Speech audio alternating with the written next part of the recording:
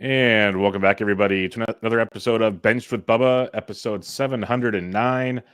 Coming at you a little after Christmas. Hope you guys had a good Christmas holiday, a couple days before the New Year's, depending on when you listen to the show. And that means we are really ramping up draft season. We flip over to 2025. Some degenerates like myself have been drafting for a few months now. But the hardcore auction, as we'll talk about here, and other formats really get going more in the February to March months, as you want to get a little more news when you start putting the big bucks down and whatnot. So in order to help me talk about the auction strategy, a lot of it'll be NFBC centric, of course, but there'll be a lot of strategy talk you can use in all formats and have some fun with it. You can find this NFBC veteran on Twitter at Marc_Winokur. Marc Winokur, how are we doing, my friend? Bubba, great to see you. Happy New Year. Merry Christmas. Happy Hanukkah to you and all your listeners. Yes, definitely. Yes, thanks for throwing out Hanukkah. I should know half my family are lighting the menorah right now. So, yes, it's a beautiful time of the year. Hopefully everybody's having fun, safe, enjoying yourselves. Before we get too deep into this, Mark, I just wanted to give a brief thing. I have a great idea. Majority of listeners probably have an idea. But let's give a little bit about you. Let's get to know you before we get into the deep depths of the auction world. And let's just have some fun here. How long have you been playing fantasy baseball for? Well, my first fantasy baseball league was 1985. I'm actually reading Larry Schechter's History of Fantasy Sports. I got that for the holidays, and good read so far. And he talks about the origins of fantasy baseball and the famous rotisserie baseball book that came out in 1984. So I recall buying it pretty soon after, and we started a league while we were in high school in 1985. So we must have been, one of those first waves of fantasy baseball leagues. So reading that book kind of gave me a good, history lesson on how far back it was that I started playing. We did an NL only auction. I remember Eric Davis was my big purchase back then. And so, 1985 was the first time I ever played fantasy baseball. I didn't play again, though, until 2010. So right after 85, went off to college and then moved to Hawaii, et cetera, et cetera. So a 25-year gap after that first league that I played. Yeah, a lot has changed in that time, probably, when it comes to the game. It's funny, though, a lot of younger folks that probably are listening have no clue who Eric Davis was, and he was amazing. He was one of the, he was an electric ball player that people with fantasy players will still love these days. He was something else over there in Cincinnati before they had Great American Small Park and all those fun things. They had Larkin and Sabo and company. They had some fun teams over there. But so you didn't really get the Ricky Henderson days that people probably would have asked you about because you skipped through that. But that's fun. 1985. I haven't read Larry's book yet, but one of the books that I love is Fantasyland. That's one of the good reads I recommend to many people. It never gets old. You can read it over and over again. So that's another fun one for people out there. How long have you been playing NFBC? Has it been since 2010? Is that when you got back in it, or when did you start NFBC formats? Yeah, actually 2012 for NFBC. The way I got hooked back in was a Yahoo league with some friends in 2010. And I had been so resistant to playing. I was, a pretend purist. Oh, I can't play fantasy and root against my Mets. And, how am I gonna do this? And he kind of talked me into it. And the first league was a auto draft. He said, hey, you could change your queue and, that'll, give you some different preferences of players. So I remember I went in, I put David Wright right at the top of my queue. I actually forgot that the auto draft had run. Later that day, I looked at it. I saw that I got David Wright with my first pick, and I was immediately hooked right back in. It was just like a jolt of lightning of yes, this is what I want to be doing as a hobby, and have been doing it ever since. That's awesome. Yeah, it's a lot of fun, and I like how you call it. It's a hobby. Like, some people take this very seriously, and you need to. Like, I'm not saying you don't, but in the end, it's a hobby. Let's not forget that there's a lot more to it than fantasy baseball. So that's pretty sweet. I've been playing NFBC for about 5 years, 6 years now, something like that. And I talk about, I understand majority of the fantasy world doesn't play NFBC. They play all the other formats, which is great. But the the formats, the the website, the draft rooms, auction rooms, all of it. It's so well run. It's outstanding what they do at the NFBC, and they're good people too. Let's talk about your history in the NFBC real quick. I know last year you had I believe it was 3 auction teams in the top 40 overall. I was checking that out. And since you've been playing since 2012, you've had some history, AL only leagues and maybe some NL mix. What's your kind of overall history in the NFBC? Because it's been pretty nice. Yeah, thanks. I think, I feel like I've been successful. When you compare yourselves to other players, you get a little bit like, I've had a good run, but I haven't really hit the heights that I really want to. And you make a great point about it being a hobby, but if you don't take it seriously, if you don't really play to that competitive nature that everyone else is, it's not as fun as a hobby as most. My wife was joking with me yesterday when she heard me, crying and moaning about the last day of fantasy football. It's like, do you even enjoy this? I'm like, yeah, I enjoy it to a degree, but you're so competitive. You want to do well. I've won 28 leagues, over the time I've been there, 11 auctions, won an AL only auction, which was a big one. But, I'm more than just an auction player. I've won some main events.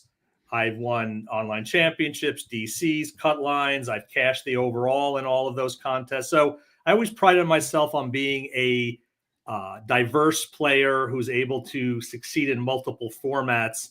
It's just the last few years when I've decided to really try to specialize in auctions, streamline my prep, and stay with the format that I enjoy the most. Also, because I get the worst KDS luck ever, and I just decided, let's just take that out of the equation and focus on auctions. So yeah, I've had a lot of success, and I feel like I had a great year last year, but it didn't finish out. My partner Mike Mager and I were leading a super auction all season for the last few weeks, and we were second overall for a while behind his first overall winning team. So I'm still ready to do better and motivated more than ever for this upcoming season. That's great to hear. And mentioning the name Mike Mager, not a bad season for him as well. Took down the auction overall. So pretty good stuff there. I was going to ask you about that. So since you mentioned Mike being, co-managing with Mike, that's been a question I've asked a lot of people for all different formats like that do co-manage. Like, what's the strategy? Because I know some people say it's great. Some people say it's very difficult. They've tried it, so on and so forth. I'm afraid to try it just because I know my personality. So what makes it work for you guys? Because you guys have done this for a little while. It seems at least a couple of years, and you've had success with it. Like when you're in the auction room, how does that go? We're doing the in-season stuff. How does co-managing work for you to kind of help out? Yeah, it's funny. In Larry's book, Dan Okrent, who is considered the father of fantasy baseball, talks about how no one but you cares about your own fantasy team. And I know all of us pretend that other people care, but however, if you have a partner, there is one other person in the world who does care about your fantasy team. So that's nice, right? It's nice to have someone to bitch to and to whine to and to complain to, but also to share excitement and enthusiasm and kind of the highs and lows. So I love that part. I love having somebody who does care about a shared thing, and you always have those text strings going, and so I love that someone else really does care about this hobby of ours. Also, two brains are better than one in a lot of circumstances, right? You have a lot of ability to get other people's perspectives, the expertise, bouncing ideas off each other, someone to stop you from making a bad drop, and someone to share prep with, right? So for prep, Mike does more of like a qualitative deep dive where he's pulling, StatCast data and his own observations and thoughts on players. I'm more the numbers guy. I do the aggregated projections and the valuations, and we try to merge the two perspectives, the deep dives and the projections together. So it's nice having someone to share the prep burden with, right? Because it's a lot of prep if you have to do all of it yourself. So the fact that we can prep together, I think saves us a little bit of time each, and also just like it just adds a lot to the individual prep we do. So I think that's another big thing. And I think in the auction room or in the draft room, because we've won mains together as well. It's great to have a second person at that table. When you have a minute to decide, you can go back and forth, talk through all the scenarios. Who do you want? Who do you don't want? In auctions, you have to be a little more prepared, obviously. Typically, we distribute the labor a little bit differently. One of us is doing the nominations and the bidding. The other one is kind of running the file, so to speak. So that's keeping an eye on our player list, feeding the information to the bidder. What's our max bid on this person? Is he someone we're interested in? Because auctions, you have to really be in the moment as far as the bidding goes. So if you have someone else there feeding you information, I find it makes it a lot easier. And then we'll flip flop. So we'll do 2 auctions together in Vegas. One of us will bid in one will bid in the other. So we each get a chance to do the fun part of it. Kind of being the wingman is less fun, but it's equally as important. So that's another way we kind of split things up. And then we have our whole fab process. He'll do the initial run. I'll make some tweaks, and then then we'll have our conversations and talk it through. So it's taken us a good 5 or 6 years to, I think, find a real rhythm. And the one thing I would say, and I'm just curious your thoughts on, because you mentioned your personality and why you think it wouldn't be amenable to partnering, but it takes a while to get into a groove with another person and make sure you're on the same page. No finger pointing. It's always the team. It's not any individual person's fault or glory. It's a team concept. And if you can authentically and honestly be that way with somebody else, it can work. If not, it is really challenging. And I've had other partnerships that have fallen apart. So it's not like I can just partner with anyone. Yeah, no, that's the kicker right there. And you kind of summed up why it works. Obviously, is you got to find the right person for it. See, with me is I'm stubborn and hard headed. So being able, it's not that I can't have conversations in my day. I work in a world where I have to work with people and we have to compromise and do this all the time. So it's not the end of the world. I can do that. And so I think, like you said, having someone you can get along with and work with through it makes it a lot easier.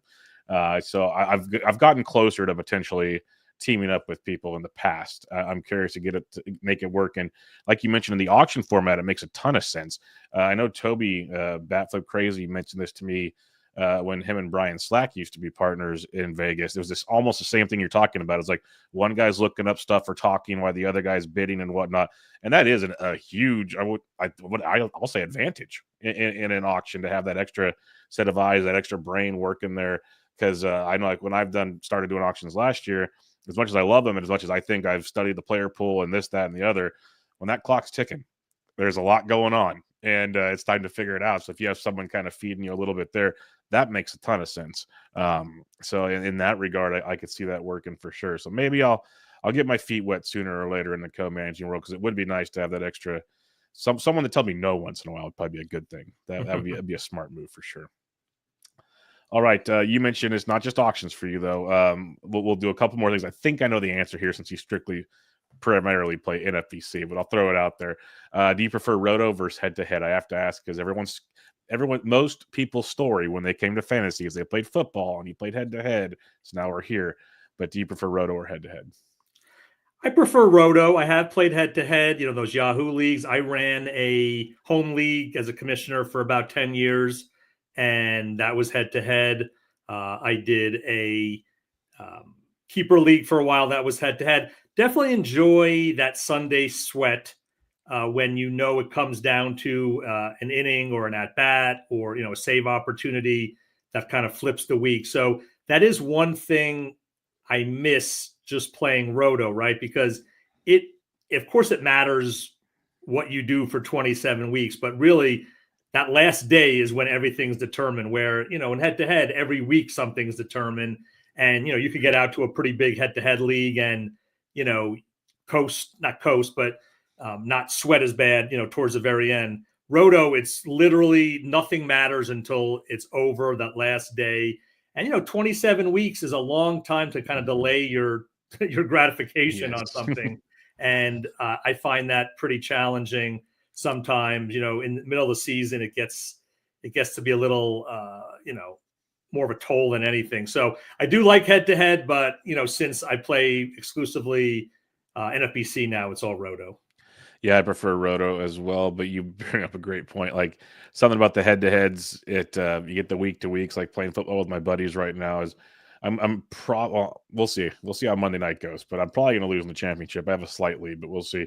But week to week, you're having that fun. You're talking your trash. You're doing whatever you want with your friends, which is great. And then you mentioned the Roto. You mentioned you mentioned last year in your super auction. I don't want to bring this up again, but you had it go until the end. I talked about it like 2 years ago. To the last day, I was winning an OC, and I somehow finished third. Didn't even cash after the last day. It's those little things where you're having this great season. It feels awesome, and it just comes crashing down. Well, at least in head-to-head, like you said, you can enjoy it and have some fun along the way and go from there. Because in 27 weeks of baseball, as you know very well, anything can happen. All right, formats. Let's talk about our draft formats, I should say. There's the standard snake draft, which majority play, and then there's the auction, which is slowly getting more popular, which is a great thing. I say that just by looking at the size of the auction championship, which just keeps growing each year, which is a beautiful thing to see in the format. So what do you prefer, snake or auction draft? Because you did say you've won your main events, you've won your OCs and everything, but I know you've done pretty well in the auction as well. I definitely prefer auctions now. I think snakes, and I think it's important to kind of recognize where your strengths are and where you want to allocate your time. So I just think now I am a better auction player than I'm a snake player. And over the years, I've tried to just I'm the anti-waxman. I try to have less leagues. And so if I'm having less leagues, I just want to play the leagues that I think I have an advantage in or that I enjoy more. Snakes, most of the content, I'd say 90% of the content is still snake centric. So I still, I listen to your pod and other pods, and I still get a ton out of it because a lot of it's transferable, player evaluation, some of the general strategy, like kind of positional strategy, categorical strategy, all of that crosses over. So it's not like I'm missing out, but, auction strategy, I love that you're doing this. And I know a lot of the sites are starting to really ramp up their auction content to try to pull more people in.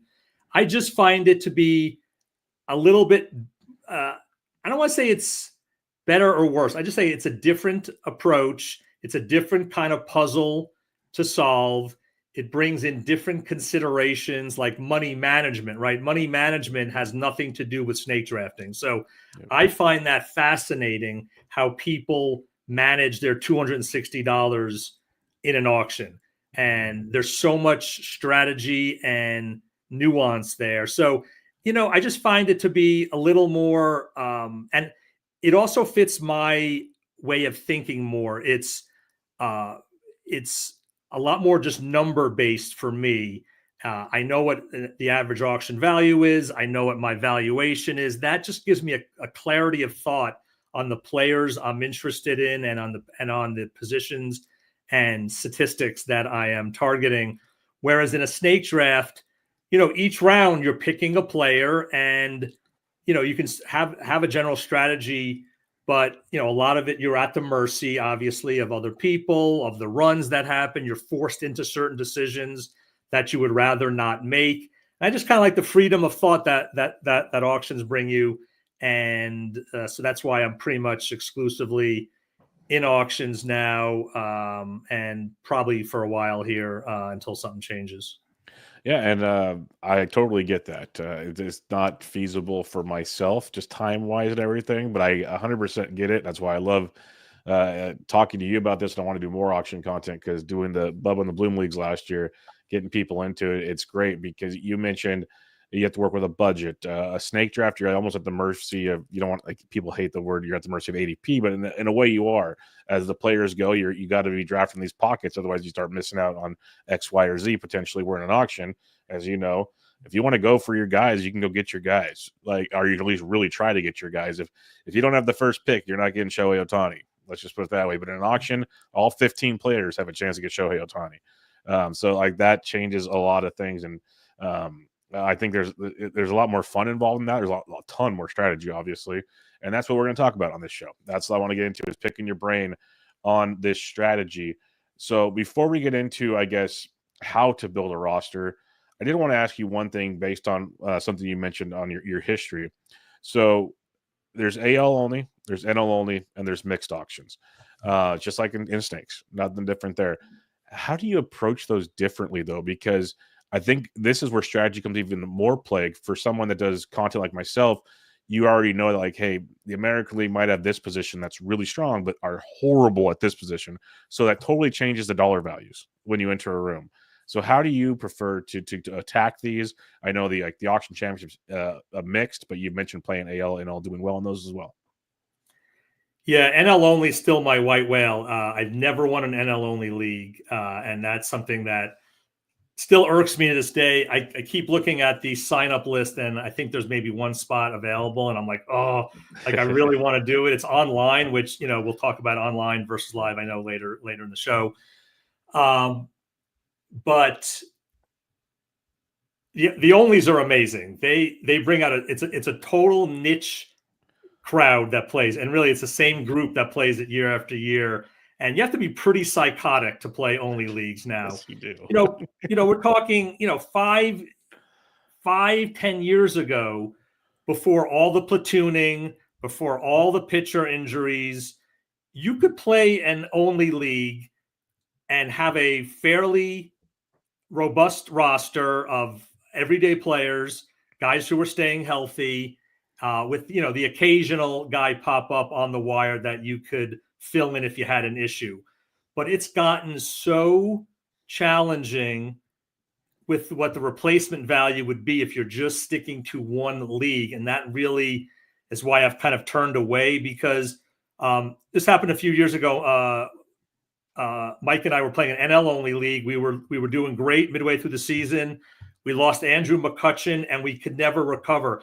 I don't want to do a league where if you lose one player in July, you're toast. Like that to me is not kind of the intent of fantasy baseball. You always want to have the ability to recover and make moves. And the problem is, right, with all the platoon playing, all the injuries, you just don't have that ability anymore. The wire is completely barren. And, you have pretty big bench sizes in NFBC. So any potentially rosterable prospect or, closer spec is already rostered. So there's almost no one ever to pick up. So you're basically at the mercy of who you drafted. And it's almost like a gladiator in a sense, right? It sounds like a gladiator. Yeah, it's almost a gladiator now. You can't fix your team. So I love it. I loved it then because it is a real deep dive. Like if you play DCs and the player pool up to 750, those onlys really help because you're going really deep on. And I always loved having a couple scrubs in my lineup because like when those guys would hit a homer, it just like felt better than like, a regular, everyday mixed league player, hitting a homer, because you're like, oh, wow, this random guy I had, was doing well. So you always felt, a little better about yourself there. So I've kind of moved away just because of the player pool and what's happened to it with all of the injuries and platooning, like I mentioned. And, in a mix auction, you just have a much higher replacement value. There's always waiver wire options. And yeah, I mean, the point you made about pricing really matters.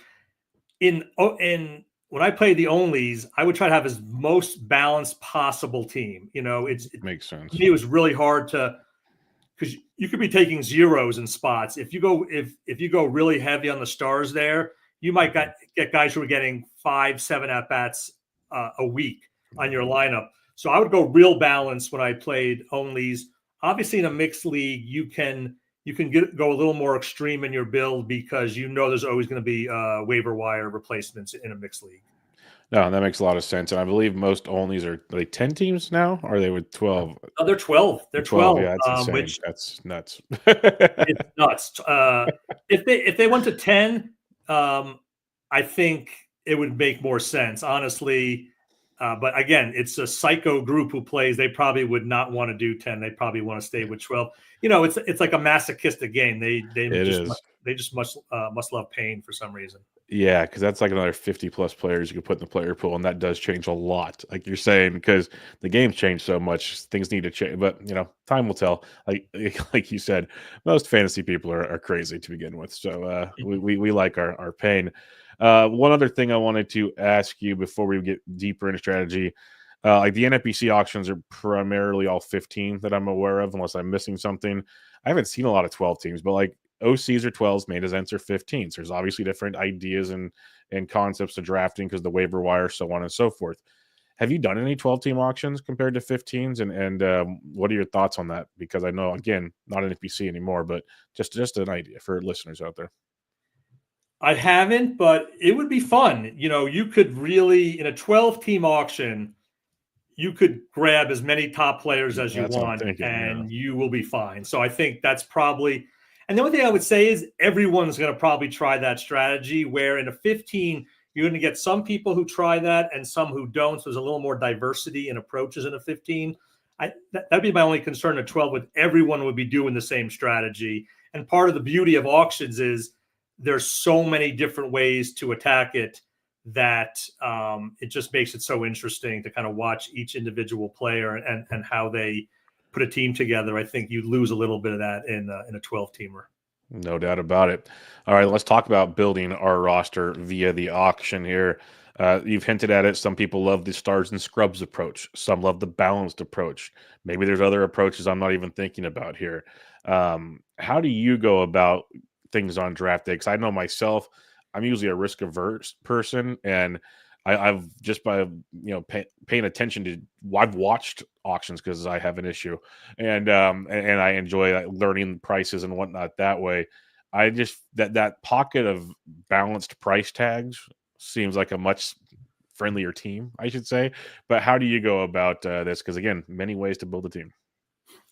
Well, I just want to tell Wave Boy, one of your listeners who chimed in, if you need to get some coffee here for this section, but come back, we'll answer your question later. Because I know he didn't like the constant focus on this, but I think that you have to start here really, because a lot of people haven't done auctions, and you might think, hey, it's an auction, I just get every player that I want. Well, you only get $260.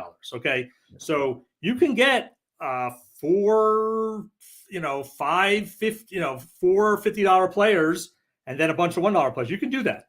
I wouldn't suggest it. I wouldn't recommend it. I've never tried it, but it is feasible. So I think you have to always start any auction conversation with this question of general strategy around how do you build a team.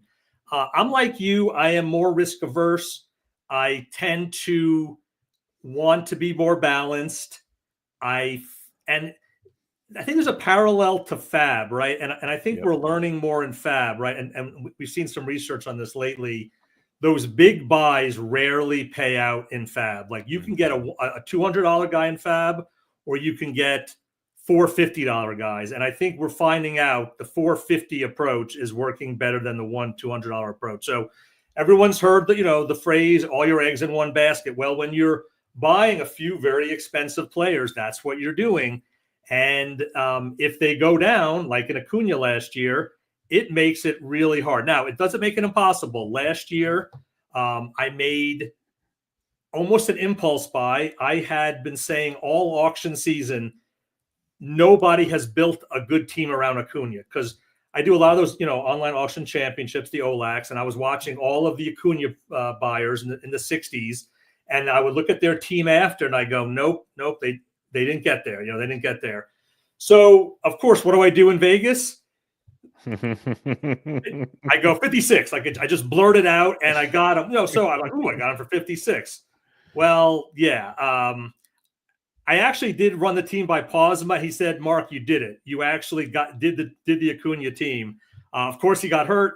I did manage to get third still in that league, which is probably the most proud I've ever been in any league I've ever done in NFBC, that I was able to fight a very tough room and still survive in Acuna. But that's the risk you take when you go stars and scrubs. The reason I go balanced also is my valuations typically show that top tier is being overpriced by $10 to $15. I just will not overpay that much. I just can't do it. I won't do it. You know, you have to overpay, I think, for the top talent, but I want to overpay less than other people are overpaying, right? It's a relative overpay. If I can overpay $5 for a top 20 player while other people are overpaying $10 or $15, I'm getting a relative bargain and I could use that money elsewhere. So it's not like I don't want some of the top players. I think you have to get some of the top players. If you go into a snake draft, you're like, you know what? Call me in round 3. I'm going to start in round 3. No one's going to do that. You're not going to give up your first 2 round picks, right? So exactly. I don't think at auctions you have to do that, but you want to look for a relative, for the least overpay you could find. So the way I do my valuations, that top tier is always overpriced. So I'm always going to defer down to that second or third tier where the prices start to get closer to what I have the valuation. And that's where I feel like you have more profit potential and you could build a stronger team.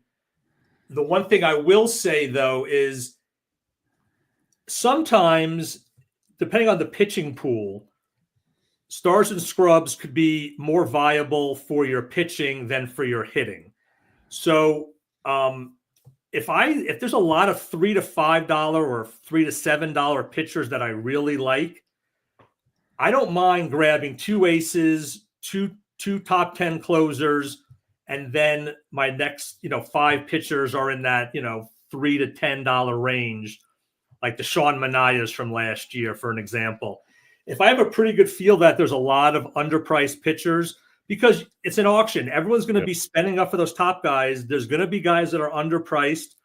If I like those guys, I can go a little more stars and scrubs on the pitching side. So sometimes I'll kind of split the strategy, more balance hitting, more stars and scrubs pitching. So I think that's another variant that you said that's not just straight, one way or the other.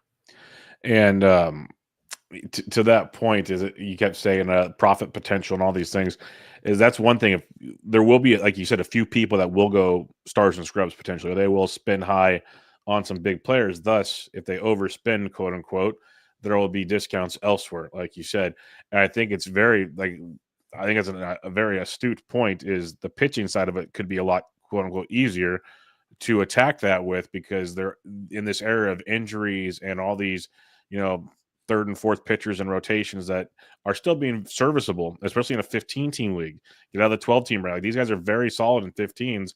There's a lot of guys that are going for $3, $4, $5, a lot of them. So I think that's one thing I learned a lot last year. Is the hardest part for me doing auctions for the first time is being patient at the table. Because like you said, you just blurted out Acuna, because I think every person in that room, they'd be lying if they said they didn't want to blurt out Acuna. They would be lying, but they're also some are way more disciplined than myself to do something like that. And I remember doing some drafts. I'm like, I'm not going to spend up. And next thing you know, I had Bryce Harper and like 3 other dudes. I'm like, well, that just changed the whole strategy right now. And you can still build it. Like you said, it can still be done. It just changes the process. So I know something I need to work on going into this year is patience, because it'll help me build out what I want. Because at that end game, you see all these names getting thrown out there for $3, $4. You're like, God damn it.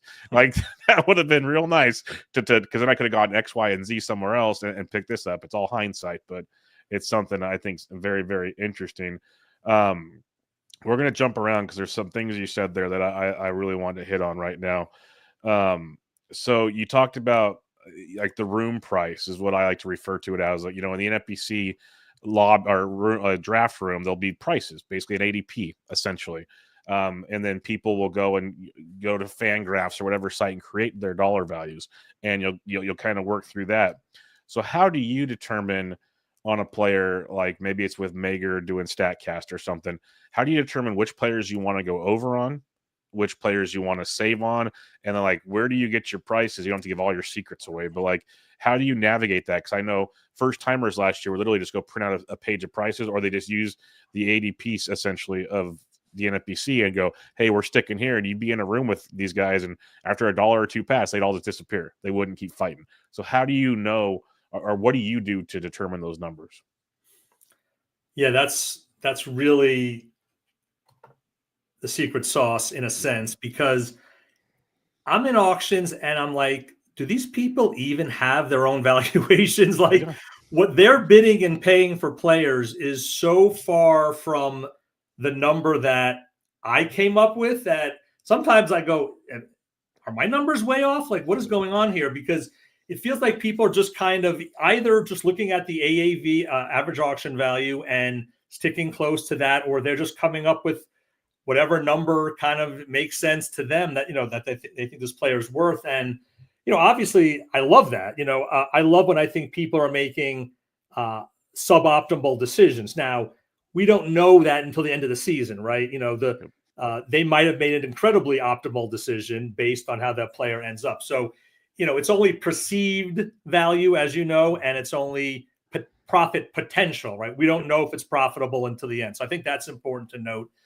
And you make a good point. There's so much emphasis on ADP, right? That is talked about so much. People are getting afraid to, jump obviously toward the main and the big events, people just go for their guys. We know that. But generally, for the all draft season, ADP does matter.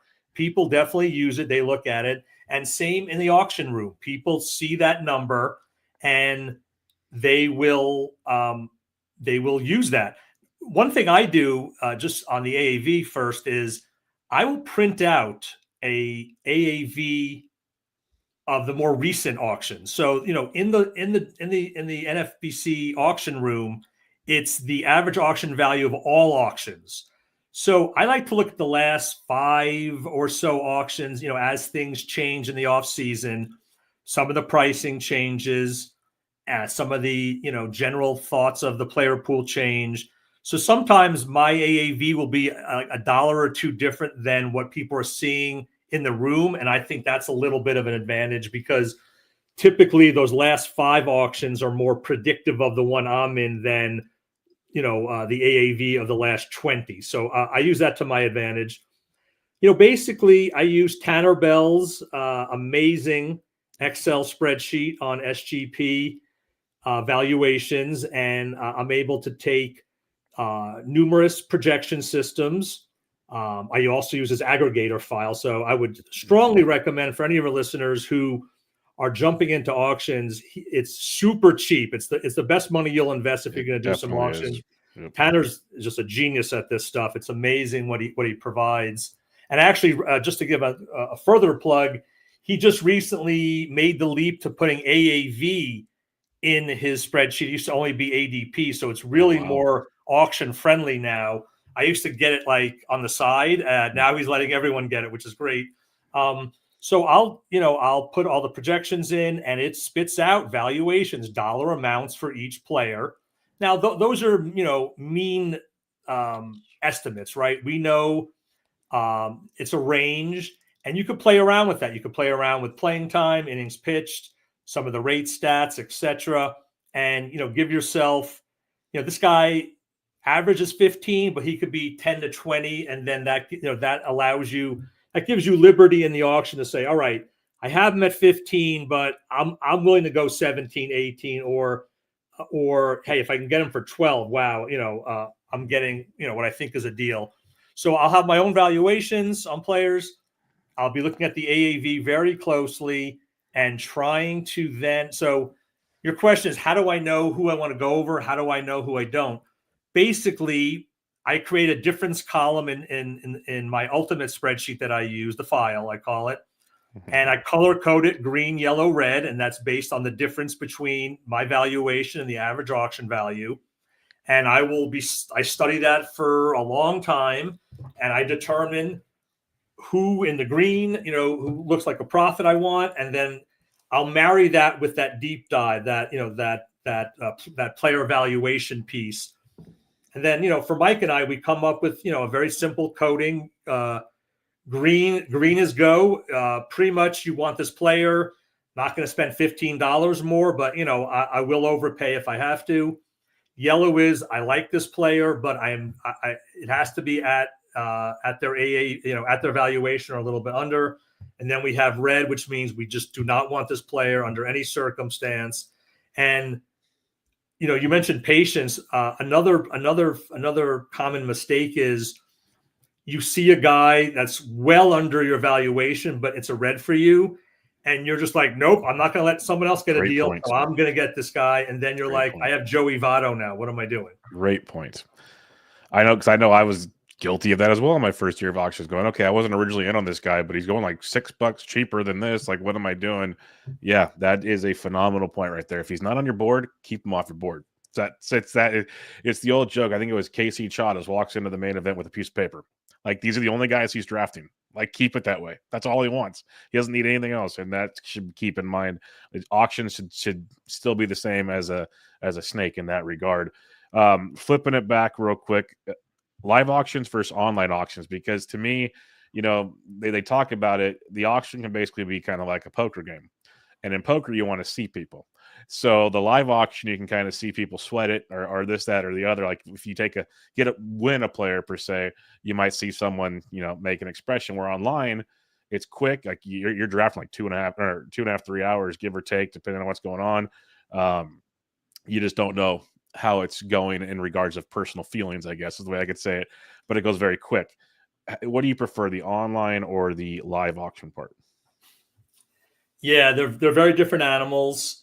From a pure fun standpoint, live auctions are the greatest, of course. You're in a room with people, the energy, you have a bunch of characters, people, screaming their bids, people, mumbling their bids, people drinking, there's all kinds of different dynamics. I love poker, but I've never been a good player as far as reading people. Like, I know the math, I know, kind of general strategy. Once online poker kind of got, crazy, I just dropped out. So I'm like, I play once a month with my friends now. And I don't even bother to kind of get some reads, but you're right. In live auctions, you can pick up some tells. There's definitely people who are typically, they'll sit up in their seat a little bit, or you could tell they're enthusiastic about a player by kind of their facial expressions or how they're bidding. So you can definitely pick up on that. And that does help. You never want to, I'm not a price enforcer, but,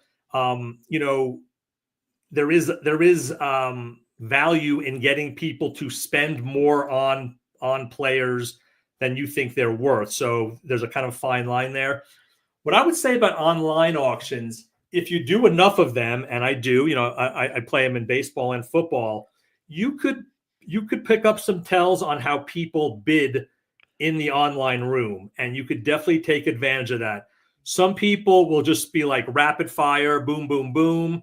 Some people are waiting until going once, going twice, and then they'll go. Some people you can tell are only they're jump bidding.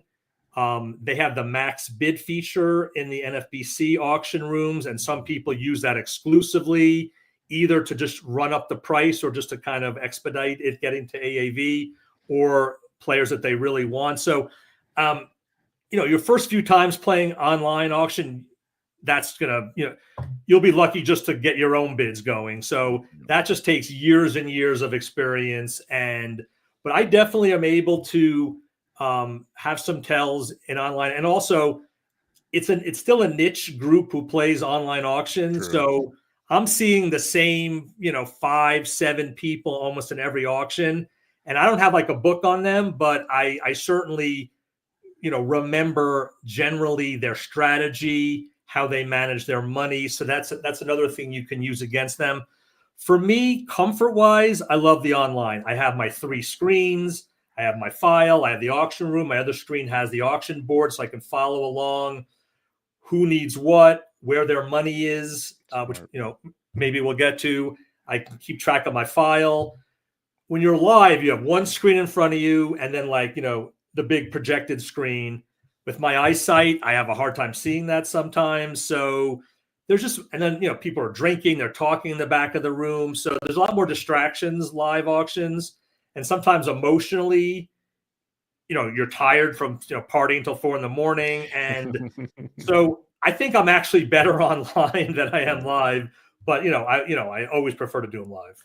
Yeah, it's almost Phil Deso mentioned that after he won his big year, he had his best teams were at home. He's all like just in the comfort. He's all like, I have my screens. Well, similar to what you were talking about, and just something about that where you're very limited distractions. Let's put it that way, and it helps in a big, big way. How do you allocate your money hitting versus pitching? Maybe it's different from draft to draft, but a lot of people like to say, I want like 65% hitting, 35% pitching, so on and so forth. Every draft could change. It's like in a snake draft, you have to adjust. In an auction, you have to adjust too. Because again, you might have gone in saying, I want Shohei Ohtani, and you didn't get him. So now you have that chunk of change. Let's start allocating things elsewhere. That works in this regard as well. So when you enter the draft room, what is your goal usually, or what are you like in a rough area? Again, don't give all your secrets away, but how do you approach that? Yeah, this is a really important point, I think. You definitely, the first step is creating your valuations. And when you do that, there's an actual variable in the spreadsheet that says hitter pitcher split. So you have to actually put in a split that will help determine how the valuations are generated. So what I'll do is I'll go back to the last 5 auctions. I will pull up the AAV. I'll add, this kind of a manual calculation. I'll add up how much money was spent on hitters, how much on pitchers, and that's the split basically. Now that's the split. That's the price in the room, as you said earlier. Like that's what you could expect the rest of the players or the market to do. So you want your valuations to align with that, because if they don't, either hitters are going to appear really cheap, and you might just try to you kind of overdo it there, or hitters are going to seem really expensive and you're going to sit on the sidelines the whole time and you're going to miss out on all the good hitters. So you want to make sure that what your valuations are in the ballpark, in the realm of where they're going to actually go in the auction. So you're not pushed, either way. So now that being said, that doesn't mean you have to follow that split. And typically I don't. I tend to push pitching a little more in auctions. So let's say the split is 95 pitching and 165 hitting. Mm-hmm. I'll go 100 pitching, 105. I'll typically go $5 or $10 over the market in pitching. Now that's just usually my comfort level.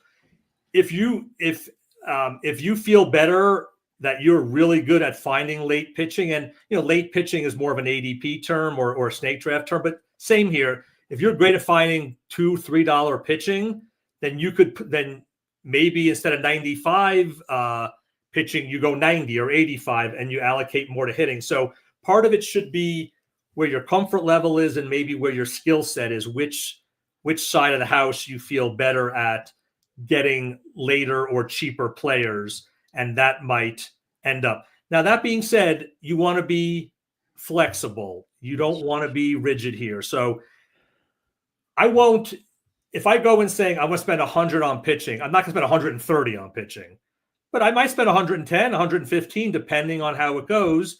I might also spend 90. So I'm not going to ever be like $20, $30 off of what my plan is, but I'm okay going 5, 10, even 15 off of the plan, just depending on the room.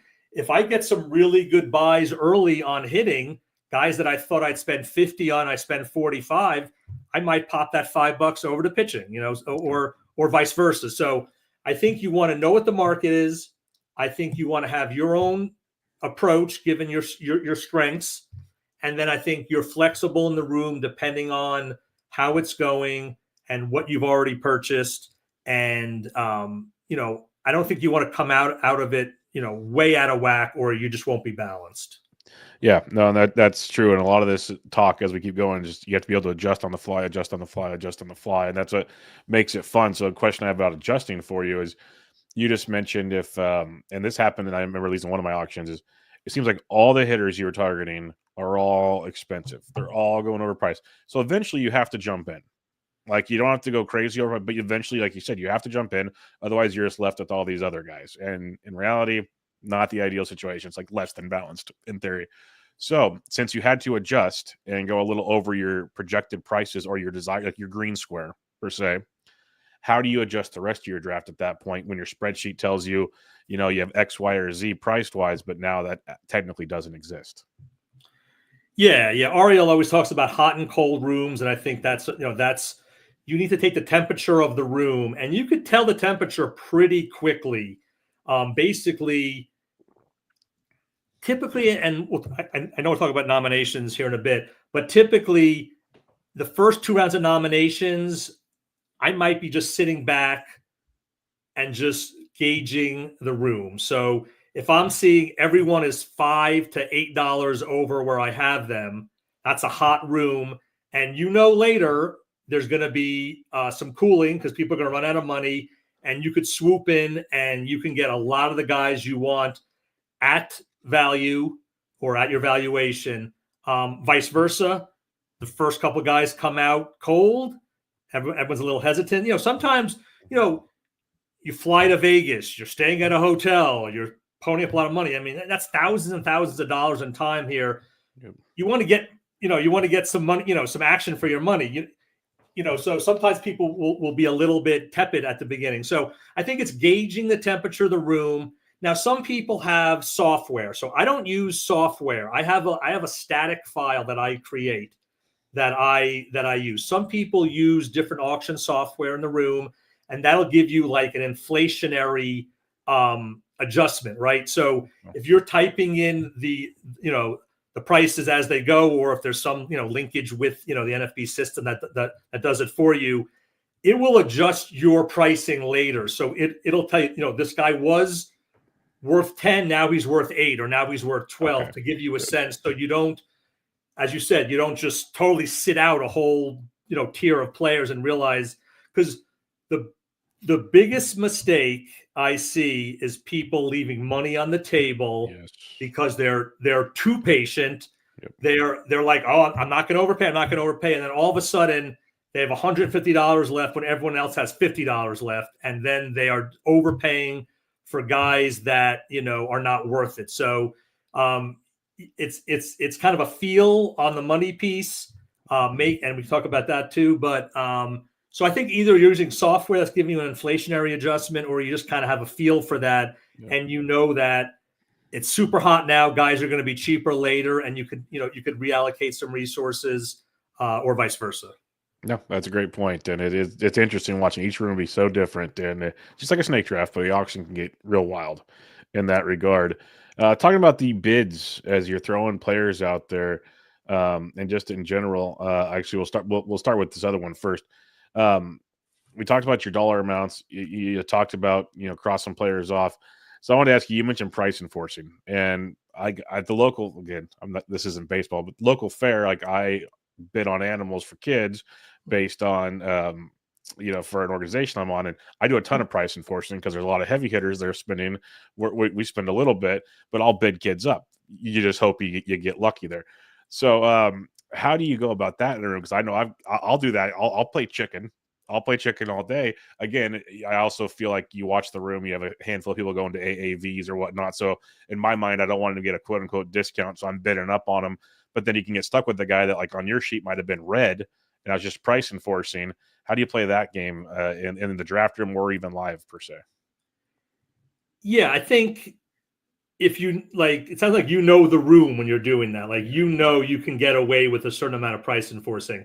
Like, if you're in an auction with Jason DuPont and a Red Sox comes out, yes, you have a little latitude there. But if it's a Yankee, don't be trying to bid up DuPont, because that you're going to end up with them. So obviously, if you have some local knowledge of player tendencies and you have a feel that they are going to go that extra dollar, sometimes you could sense some frustration in the room. If someone has missed out on players consistently, they're going to snap at some point and they're just going to go to whatever it takes. So what I would say is you have to want the player, at least for me. If it's a player that it's a green player for me, I'm very happy to have at AAV or a little bit over.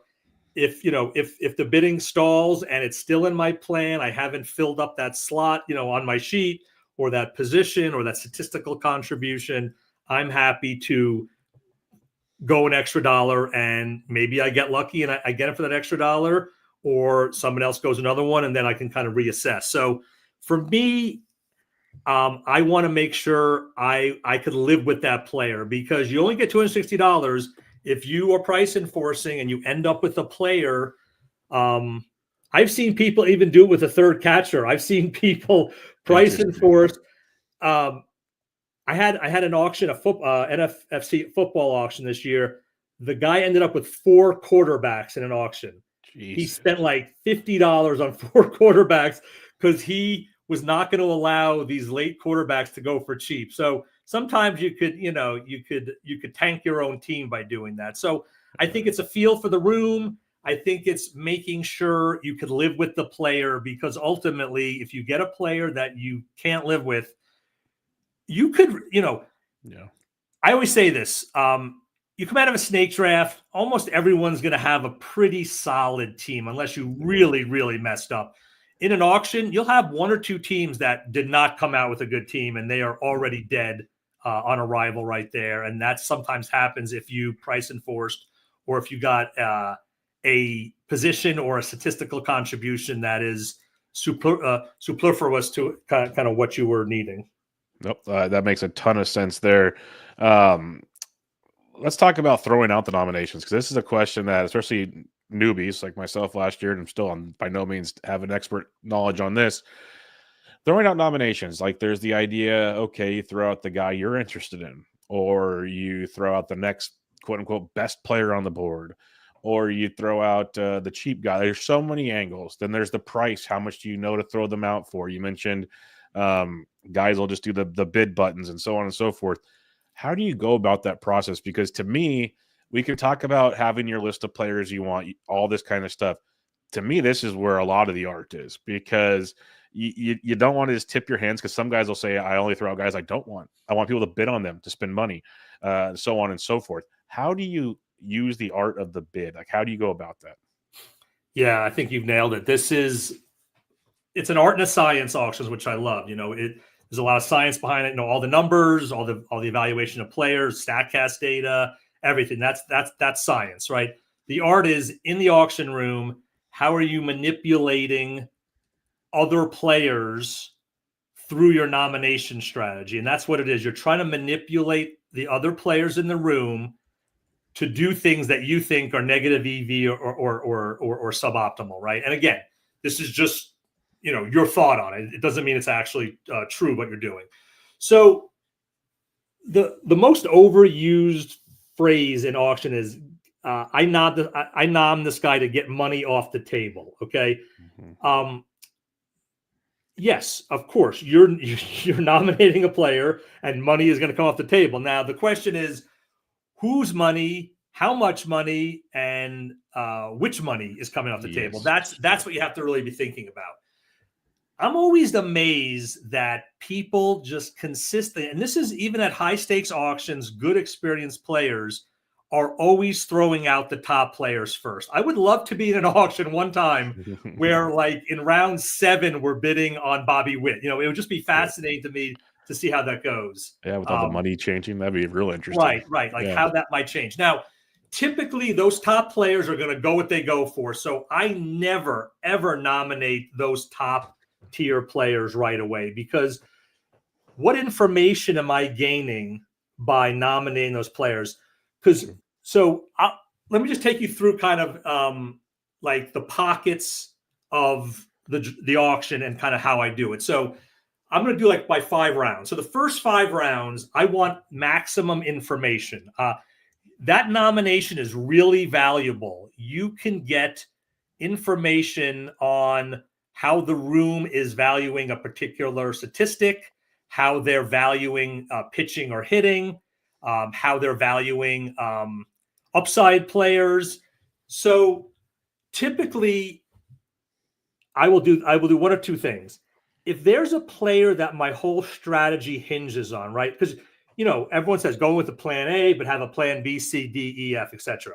So I'll have a plan A. If there's a player that I have to have for plan A to work, I need to know that right away, right? Because if I don't get that player and I'm missing out on plan B players that are coming out, before the plan A player comes out, that could kind of mess me up. So if there's a guy that I think my strategy really hinges on, I might throw them out in that first nomination. It might depend on the first few, if it's hot or cold. If I really want to do that, it takes a little bit of guts to throw out your key player right away. But I will do that sometimes. If that's not a factor, I'm throwing out a player in the mid-range, say a 10 to 15 or $15 to $20 player that I think is overpriced. Last year, that was Jackson Churio. It ended up not to be. I would have done better just to like have bought him a few times when I threw him out there, and he didn't go higher. But he's a guy I had that was going like $10 over my valuation. I want to throw him out early to make sure people are going to pay up for that and not let him go later when he's going to go closer to the valuation. So if it's a player I don't really fancy and people are hot on, I want to throw them out early, not a $30 or $40 player, but like a $10 or $15 player, make them go for 18, $5 or $6 over. That to me is a win for me. If I don't throw him out and somehow he makes it to round 7 or 8 and all of a sudden he goes for $12, that's $6 that I missed out on getting people to spend. So I'll typically look at what I think are overpriced players in the mid-range, and I'll throw them out in the first, in that first several round period. So that's kind of rounds 1 through 5. 6 through 10, I'm going to throw out players that at positions that I've already rostered. So if I already have my first baseman and he's, mid-tier 1, I'm going to throw out a bottom tier 1 first baseman in that next, set of nominations, because I don't want somebody to get, like, let's say I have 2 first basemen that I have at $20 and I paid 19. I don't want someone to get the guy in the next guy in the tier for 13 later. So I'll throw him out, make sure he goes for 16, 17, 18. Sometime if it's the last guy in a tier, he might even go for 20, over what I paid for a guy that I have a little higher. So those round 6 through 10, I'll look to see who I've already rostered, and I'll try to look at similar players at same position or kind of same dollar amount, and try to get them out there so the price is kind of close to what I paid. Does that make sense? That's kind of that makes a ton of sense. And on the bright side, like you're trying to make sure no one gets a massive discount, but if you somehow get stuck with this guy, you still valued him properly. He can be your corner infield, middle infield, another outfielder. Like, it's not crushing your team. Whereas if you start throwing out the wrong guys, like you said, you get stuck with a lot of pieces. At least that's how I see it. So it makes sense what you're saying. Because the other thing is, if you start throwing the top of the board out there, like you said, of course they're going to throw a lot of money. You're not going to get the quote unquote excess spending you're looking for to help you get discounts later in the draft. So that makes a lot of sense. Yeah. Right. And in a minute, we'll talk about actually what to bid, because I think that's really important too, not just who to throw out there, but how much to throw them out there for. I'm loving this round by round thing, because this is just making too much sense, things I didn't even think about before. But you're totally right. Like, if I throw out that other middle, that other first baseman or second baseman of a position I already have, and it's pretty tepid, and I can get them for under AAV, I'll take it.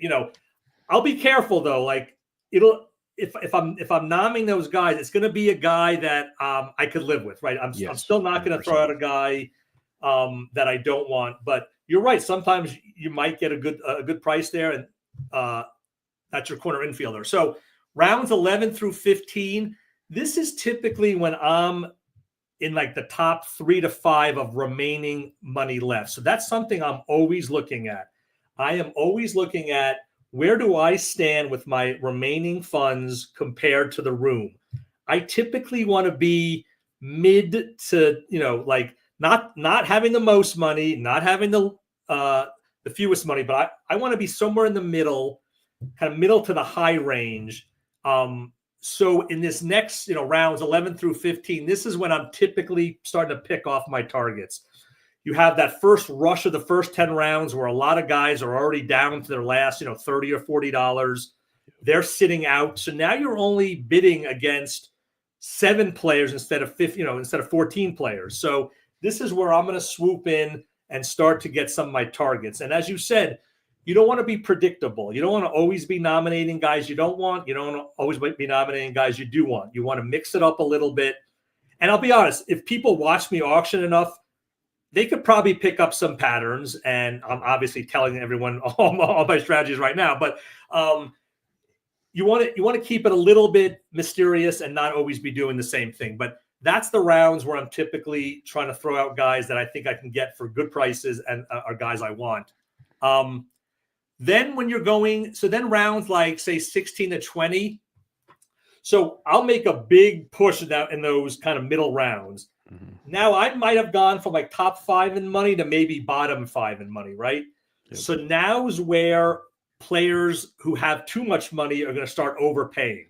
Yep. So this is where I really use my sheet, and I'll look at guys that I have in the red. Remember, red means their price is higher than I have them valued, or just guys who the raw amounts. I'll sort by remaining players and what their AAV is. I'll start throwing those guys out to make sure that those, $5 players go for 5. They might go for 7 or 8 or, even 10, because at that point in the auction, some people are panicking. They didn't manage their money right. They have too much. I'll make them, I'll make sure they pay for those kind of mid to bottom tier players. So I'll be using my file there, and I'll make sure that that's where you want to get some money off the table. That's where it matters more, because then we come to the last, 3 to 5 rounds. That's when you want to make sure your 10 or 12 remaining dollars gets you the most bang for the buck. So you want to clear out all those other guys, make those people who are waiting too long overpay. Now you could come in dollar days and start to get your $1 and $2 players. Those last 3 to 5 noms, you have to be very careful. If you throw a guy out, you probably have to be okay with getting them, because a lot of times you'll get those guys. So be careful in those late rounds that your last noms are guys that you like or are okay with getting. So that's kind of how I kind of break down the nomination strategy. It makes a ton of sense to me. And a question in regard to your late rounds, like you mentioned, like those last 3 to 5 rounds, you have to be okay accepting them. Do you play the game where you throw them out at $2+ every time, in case so the dollar guy can't like come in at $2 and get you, so you're overspending? Or again, I know I don't want you to give away all your secrets, but I think that's kind of a common one people talk about is, if you want a guy, you should probably put at least $2 out there so you can't get outbid 1 to 2, so on and so forth. Yeah, that's a really critical component of those late nominations, and hopefully we'll get into just like overall bid amounts in a second. But so it depends if you're live or online. So I've already let this one slip in a previous pod, but I think maybe unintended consequence of the max bid. So for people don't know, on an NFFC auction room, they have what's called a max bid. It's really intended to speed up the auction. They don't want people bidding $1 on a $40 player, right? Then 2, like that, you could be there forever, right? So people will put in a max bid that gives them like priority on all the bids up until that amount. So if you bid $30 max bid, if someone bids 25, you automatically come in at 26. If they bid 27, you automatically come in at 28. If they bid 29, you automatically hit 30. Once you hit that, if someone goes 31, you'd have to then manually click on 32 if you want to keep going. So one unintended consequence is the old $1-$2 play. So you could max bid a player for 2. You could nom him for 1. If no one bids, you'll get him for 1. If someone hits 2, you'll typically get him for 2 because you had that max bid. So it's a little bit of a cheat code. Now, it doesn't always work, because I think this is how it goes. If someone else had put their $2 max bid on that player before you do, okay, somehow the software knows that and they'll get priority. So it doesn't work 100% of the time, but it definitely works sometimes. So live, you can't do that, right? You can't tell Brady, hey, Brady, I'm going to nom for 1, but 2 is my max. So, make sure you give him for me for 2. So in the live room, if that's a guy you definitely want, you got to go 2. Now, someone could go 3, but remember, you're still watching people's remaining budget and because the cool thing about the auction room is either live or in the online is it'll show you the max bid for each player. So if this guy can only go 2 max and you get the first and you go 2 first, they can't go 3. You're going to get them. So that's another thing to watch late is if people have max bids, you have to kind of keep an eye on that. But typically, yes, if you go 2 right away, that'll clear out most of the room, and you have a better chance of getting them than if you go 1. It is playing chicken, though. That's when I'll play chicken. I'll say, I want this guy, but I also want another guy, so I'm going to try 1 here. And then, of course, someone will go 2 almost every time, and then you're kind of regretting that you didn't do it. Never fails indeed. You were talking about the price for bidding, because that's also one of those, like, one of the more annoying things is everyone throwing out $1 because that'll take forever. It's like, so you have to find the sweet spot. Say the player is AAV 16. Do you go 10? Do you go 13? Where do you want to try to find those deals? And you want to make it so you can still get the player at a deal potentially if there is a few bids, so on and so forth. You mentioned opponents' money, which is a great point to keep track of these things, especially as the draft goes on. So how do you kind of get an idea or a sweet spot? Because I know you've done it enough, so you kind of have an idea of how you want to walk in there and do these. But how does like a newbie figure out how much money to start throwing out for bids? Yeah, this is super interesting, because I don't think people pay enough attention to the actual amount they're bidding. You'll have those people who try the freeze bids, right? Like they'll say, I'm willing to go to 30 on this guy. I'm just going to go 30 right here. And sometimes you'll get him for 30. That doesn't work for me. Like, I'm just like, because if I throw him out for 30 and get crickets, I'll be thinking, oh my, I could have gone 28. And that'll get in my head. And that's, that'll kind of distract me. And it's not a good thing. So here's what I do. If it's a player I don't particularly want, I'll try to make a nomination bid that's high enough to make sure they go for AAV, but not too high where I might get them, right away. So I'll look at maybe 67 to 75% of AAV, right? So I'll kind of have, so if it's a $15, if it's a $15 AAV player, I might throw them out for, say, $10 to $12. Okay, so right in that range where I'm probably now. It also depends on when you're nominating. Like, this is more earlier nominations when you can be pretty confident they're going to go for AAV. That percentage goes down as the money leaves the auction room, because all of a sudden a $10 nomination later is a lot of money, and you very well might get that player. So you have to kind of know when you're doing this. So I'll throw them out, maybe $10, $11. Likelihood you'll hear a 12, 13, 14, 15. Then I'm like, good, okay, he went. If it's a player I want, I'll probably start a little lower. I'll probably start maybe 50 to 60%. So if it's a $15 player, I might go 8 or 9, just hoping that it might stop at 13 or 14, right? So if it's a player I don't want, it'll go a little higher. So because typically you'll get 2 or 3 bids post your nomination.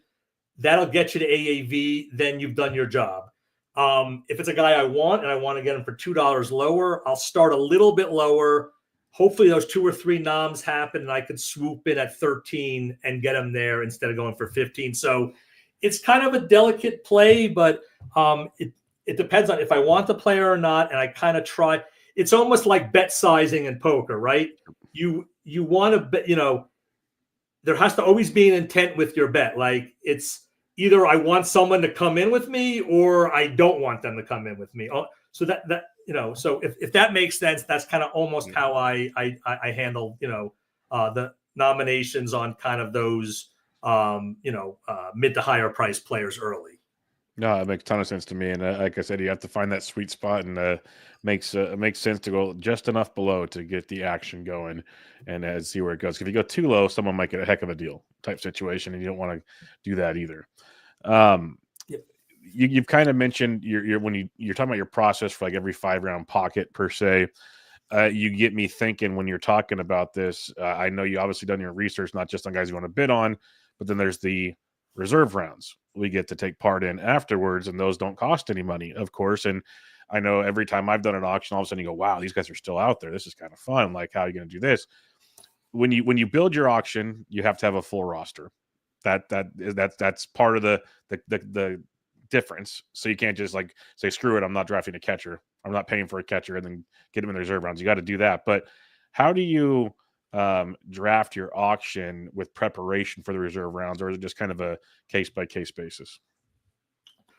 this is absolutely essential, and I'm realizing this is one of my weaknesses and something I'm definitely going to work on for this year. Typically, at the end of a 23 round auction, you are spent. You are mentally and sometimes physically spent. Like, especially if you try to do back-to-backs in Vegas, which I'm doing this year, and I really don't want to do, but it's just kind of what's available. Because you're talking live, you're talking 4.5 hours of constant mental strain, really. Whereas, in a snake, you can get your first round pick, go get a beer, come back, and just cross a couple of guys off, and you're fine. So I'm not saying we're athletes here, and you got to train for the reserve round. You got to make sure you're ready. But the reserve round matters a ton. Last year in my 2 best auctions, I got Paul Skeens in the first reserve round. I mean, pretty good. So yeah, that's a pretty good one. So a couple things. You mentioned something that's really important, and where it's very different from a snake. In a snake, your first 23 rounds, you don't have to have one player at every position. You could have 13 pitchers in the first 23 rounds. You could have 7 pitchers. In an auction, you must have 14 hitters and 9 pitchers. You are not allowed to leave the first 23 rounds of an auction with anything but that. So that's really important. So that matters because you'll have guys available in round 24, 25 that will never make it to round 24 or 25 in a snake draft. Bingo. Those guys might be going around 18 or 19. So I'll actually look at snake draft ADP and and boards if they're available, and I'll be looking at which guys are going in, say, rounds 20 to 23 in snake drafts, because a lot of times those guys might be available in rounds 24, 26 of auctions, just because you have to get your 2 catchers in the first 23 rounds, right? You have to get your SP7 in the first 23 rounds. So typically, I want to be a little bit prepared on guys I think will make it.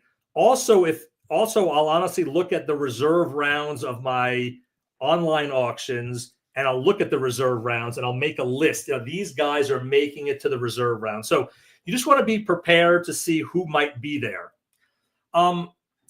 So I think the mistake I used to make was I would just look for coverage. All right.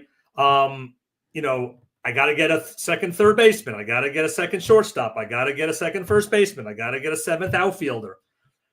Yes, but in the first couple rounds of the reserve, I want to get the best available player that made it through.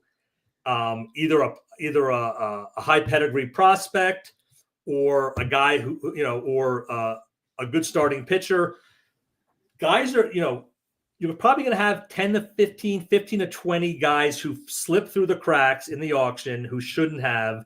And I'm going to swoop them up in those first 2 reserve rounds. I want to get basically best available. And I'm not going to worry about my coverage. I'm not going to worry about, I'm a little light on in steals here. First 2 reserve rounds, give me the best guy I could possibly get who has the highest upside. Then I'll start to look at my either my categorical balance or my positional structure.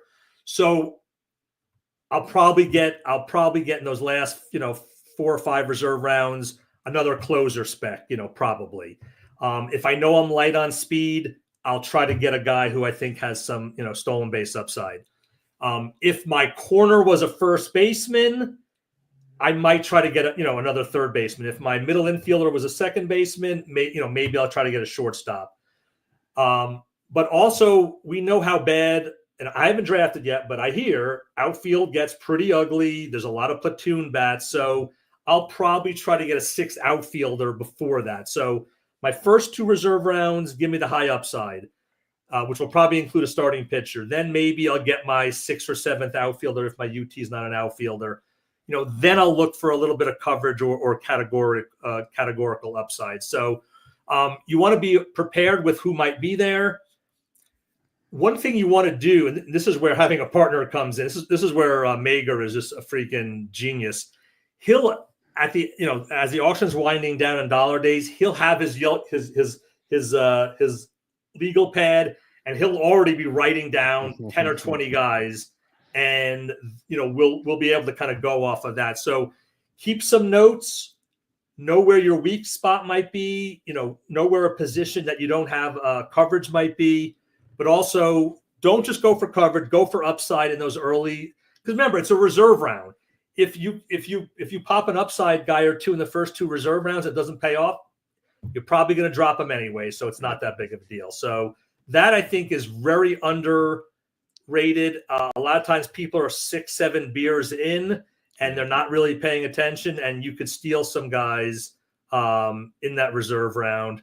And that's where leagues are won or lost a lot of times, especially in auctions.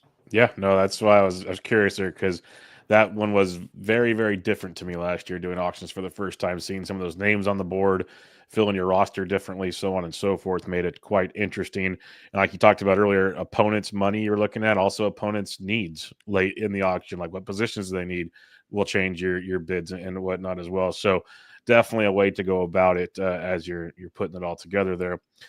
You were talking about just positional questions, some things that we were talking about, so I took notes on this. When we're allocating money to, say, our pitching pocket, as we're talking about there, from experience here, and even Jacob Evergreen in the chat goes, I like to nominate middle or lower tier closers early, so when a high-end closer I want comes up, I can maybe get them at reasonable price. How do you allocate your pitching money now towards starting pitching and relieving? Because I know last year in my 3 or 4 auctions I did, relief pitchers went ridiculously priced. And I get it to 15, so whatever, but it was crazy. Or at least starting pitchers outside of the elite, you can kind of play with a little more. Jacob makes a really good point there. Closers are a scarce commodity, right? And as you just mentioned, Bubba, starting pitchers it's less scarce. I mean, elite starting pitching is scarce, but starting pitching in general is more available. So typically in an auction, people aren't going to necessarily pay for 3 closers. So if you do nom some of the mid-tier closers earlier and people start to snap those up, there's only so many closers. So that could potentially create an opportunity to buy a higher price closer. Although just, be aware, obviously, if everyone wants 2 closers, that doesn't typically exist as far as, like locked in solid closers. So that could even push the other closers' prices. So closing prices is probably the most challenging thing in an auction, right? Because it's almost like quarterback pricing in football. Some auctions, it's through the roof. Some auctions, people are like, nah, I'll get the Kyle Finnegans of the world, later. So some people will go in. I'll spend $10 on 2 closers. So you can nominate, go ahead and nominate these guys. I'm not going to bite. So I think you have to get you throwing out a closer maybe in those first 5 rounds, back to what I was talking about, just to get information. If you can get a sense of the closer, of how the room is valuing closers early, that's important. I mean, let's say I'm going 100 on pitching. I might be 75 starter, 25 closer, just in a general sense, right? So 25, that can give me a 20 and a 5. That can give me a 15 and a 10. That can give me a 13 and a 12. It could even give me a 24 and a 1 if I had to, or a 23 and a 2. So, I won't go in necessarily, obviously I'll have a preferred way to spend that 25, right? But give yourself some options, give yourself some mix and match. So know the closer market and then know who you like and where. And is there a $5 closer I could live with as my RP2 that can pair with an RP1 at $20? Or no, there's no $5 closers I like. 10 is my minimum. So it's 10 and 15, or, it's 11 and 4, whatever it is, give yourself some outs, give yourself some options. Closer is one of the most important things to know going in, because, you could totally get shut out there. Yep. Or you could get crazy.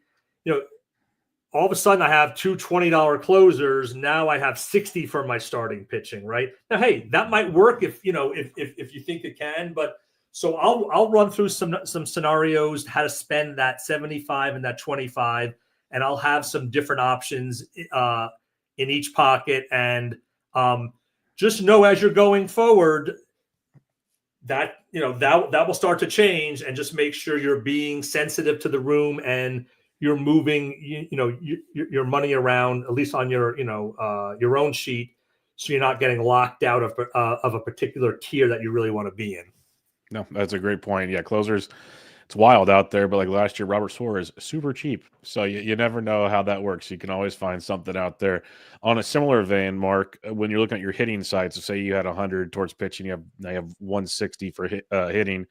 Do you kind of try to allocate by position, or do you just keep with your sheet like, hey, I know these players are here, and so on and so forth? I do try to allocate by position. Not everyone does. Even Mike, as partners, he more allocates by like dollar slot, meaning he wants a $35 player, and he's okay if it's an outfielder or an infielder. And, obviously when we auction together, I'm okay with that. Right. So we know if our $35 player is an outfielder, then, we have to then change our, or adjust what our infield pricing might be.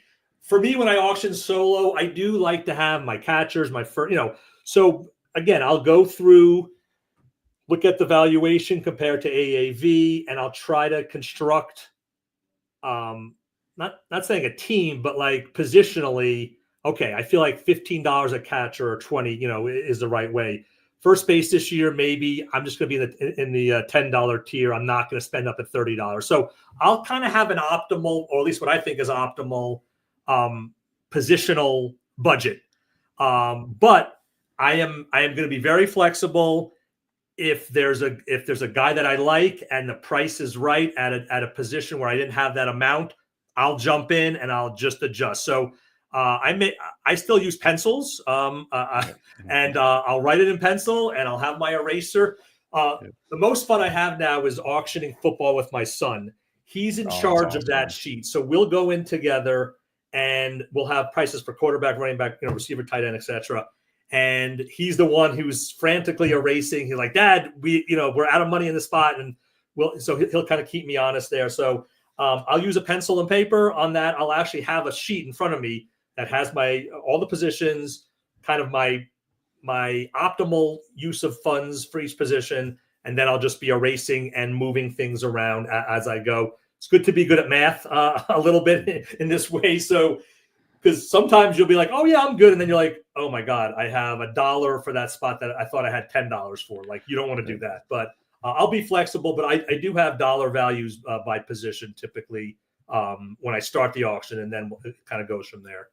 Love it. That's awesome. And it's awesome having your son do that with you too. That's a fun little bonding moment there for you. So that's pretty sweet. I think that covers most of my questions for you. Is there anything else we missed that you might have wanted to discuss? We have a handful of listener questions as well. Okay. So I'll wait on those. So yeah, I had a couple more notes. Okay. One thing, I think and we've touched on it, but it's money management. And, not everyone's great at money management. A lot of people spend beyond their means. Some people are too stingy and don't spend anything, right? So I think know your relationship with money. And that's a pretty emotional and loaded concept, right? In our private lives, right? Our relationship with money comes from maybe our parents, our grandparents, or, our culture. And you'll bring those habits into an auction room. And I think just know, and I think you mentioned earlier, like, I don't like to spend extravagantly in my private life. Like I don't have a lot of things I go and buy that I don't need. So I know that about myself, and that does translate a little bit into how you handle your budget, and also fab too, I think, so I think kind of know your tendencies around how you like to spend money. And, I think maybe potentially use it for your advantage in an auction room. And because, there will be a lot of people who just will go boom and they'll just spend it all right away. That's an advantage for you. So just kind of know that. So I think money management is important. Another thing people always ask, should I have the hammer at the end of an auction, right? Like, do I need to have that? Yep. I'm I want to say I'm ambivalent, but I don't want to have the hammer at the expense of passing up on good buys earlier in the auction, right?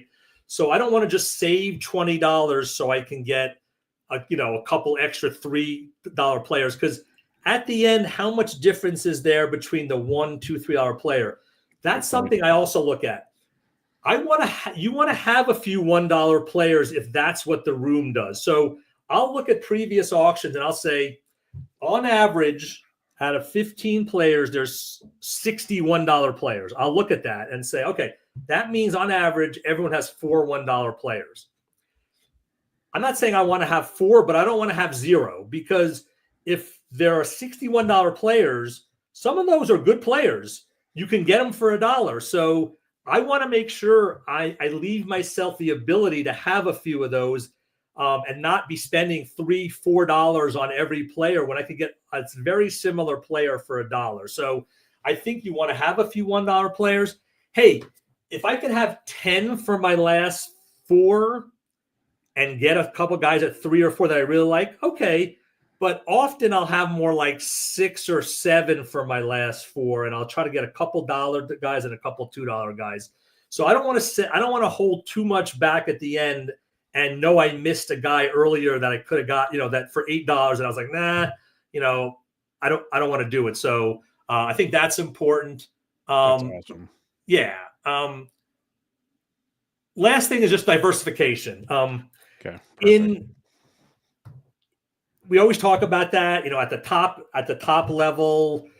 Do I want to have the same guy, the same first rounder, in 3 or 4 in 3 or 4 drafts? I think it's a little easier in auctions to diversify, right? Because it doesn't matter what, I have the third pick on it, in every single draft. Am I going to pass up, Aaron Judge or Bobby Witt if he's there, or, whoever? Auctions, you intentionally could diversify or not diversify. You have control over your money. So it's just something to think about. I tend to, at the top, will diversify some, and then, so it's pretty similar, but you have a little more control over your diversification strategy. That was the last point I think I had. And that's great. I actually had that written down and totally forgot to ask you about it, because I was thinking about that when you're in a snake draft. If somehow your KDS, you had the 10th pick every time, you can diversify a bit, but in the end, you're going to have a lot of similar builds. There's only so many things you can do unless you go way off the rails, which, hey, who knows? But yes, in an auction, same like we started out with, everybody has the same chance to get so many players. You can totally mix it up, like save a couple different positions or whatever, and definitely get some upside there. Or heck, if you're doing 5 drafts and you're pretty balanced, do 1 stars and scrubs. Go see what happens. Like go, especially if they're all. I know yours are spread out through like supers and other things, but say you're doing 5 $150 online auction championships. Get weird on a couple of them. Like, see what happens. There's nothing wrong with that. So that's a very good point on the diversification question for sure. Yeah, I think you want to try out a few strategies and see which ones seem to work best. Which teams do you like the most?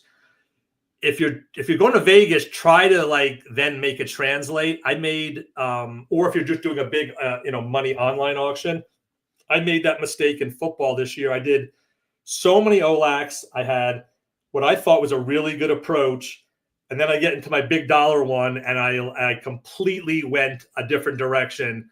That's not the time to try something different in the big one. Try them earlier. So I learned a pretty tough lesson. I think I'm going to take down the consolation bracket, so I'm not going to lose all my money there. But that was a mistake. Even a seasoned auction player can still make. Try out your weird strategies at the lower levels and save your tried and true, or the ones you really think are going to work best for the higher dollar auctions. Most definitely. All right, let's get to a couple listener questions here. We'll start with the ones in the chat here. Jacob did have a question for you.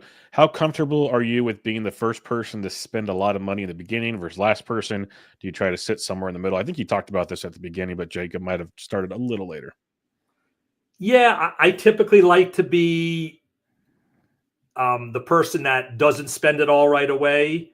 but also doesn't spend nothing right away. You can really get in trouble either approach. So I think try to be middle to high in dollar.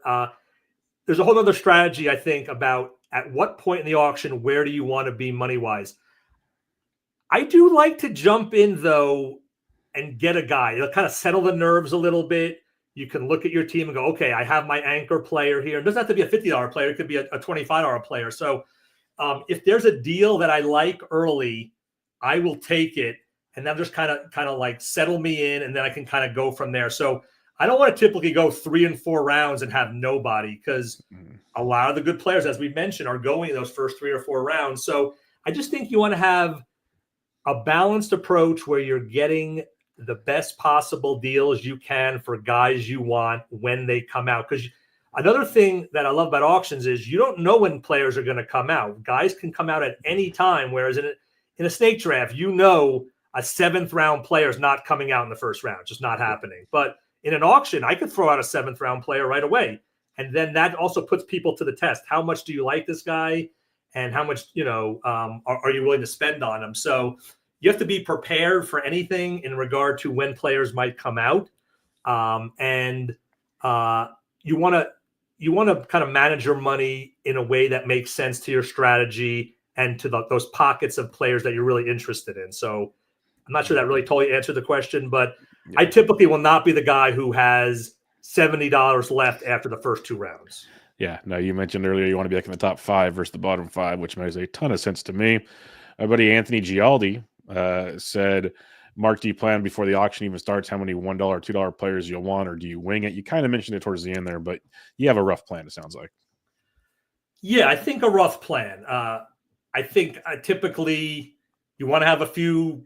You might have 5 to 6 $1 and $2 players, and again, if that aligns with what the rest of the room is doing, that's that relative value I talked about earlier. You're going to be getting some good $1 and $2 players. Sometimes the players who mismanage their money, they'll spend $5 and $6 on those $2 and $3 players, and they'll have no $1 or $2 players.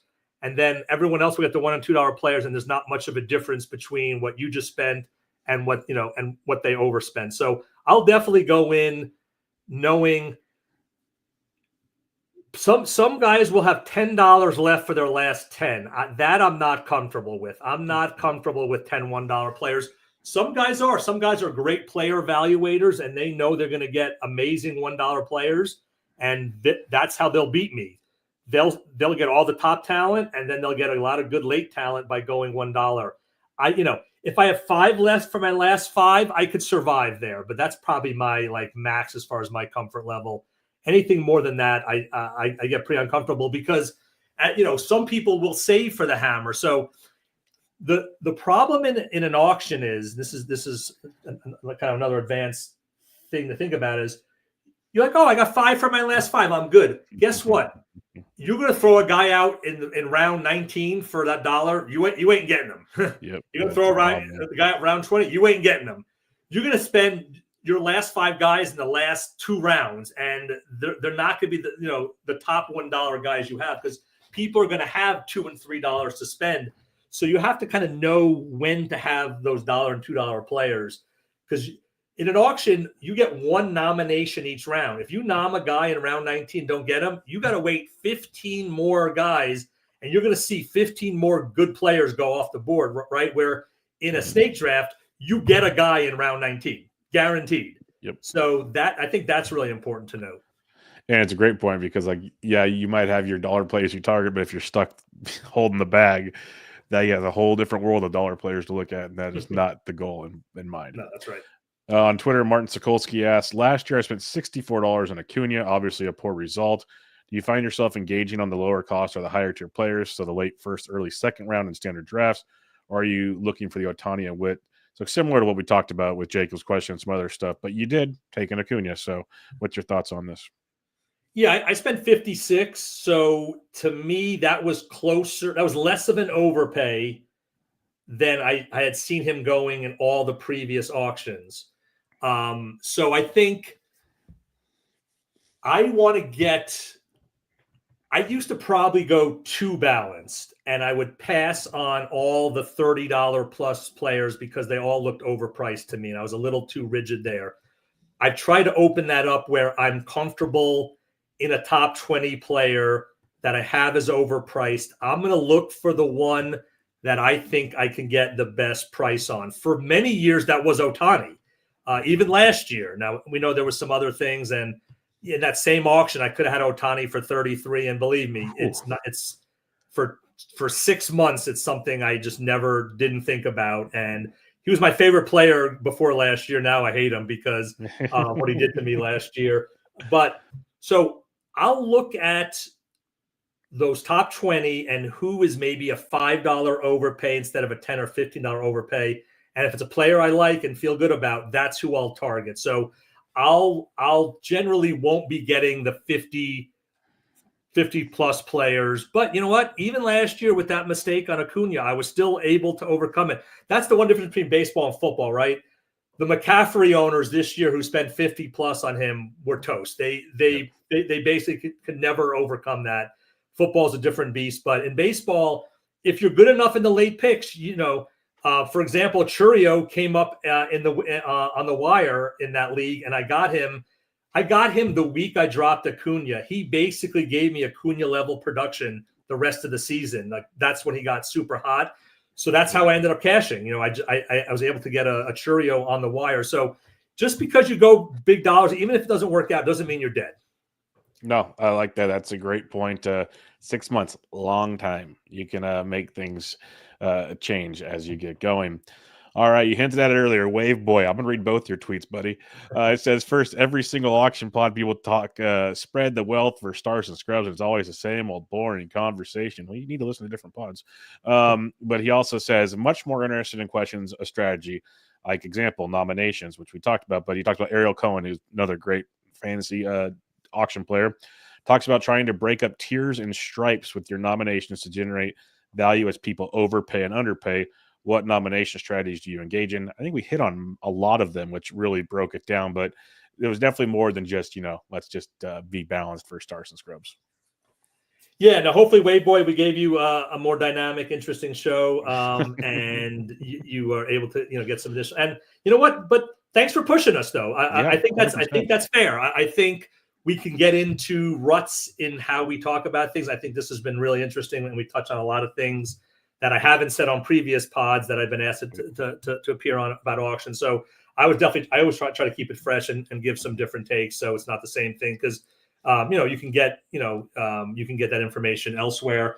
Yeah, I think there's definitely even micro level strategies on nominations, and we talked about a little bit tiers and knowing that you probably don't want to wait to not be going for the last guy in the tier. Oftentimes there can be a penalty for that, and you're paying a little more. So as long as you are ambivalent about, let's say, the last three guys in a tier, if you're truly ambivalent, nom that third to last guy earlier, and you have a better chance of getting them, because people are going to say, "Oh, you know what?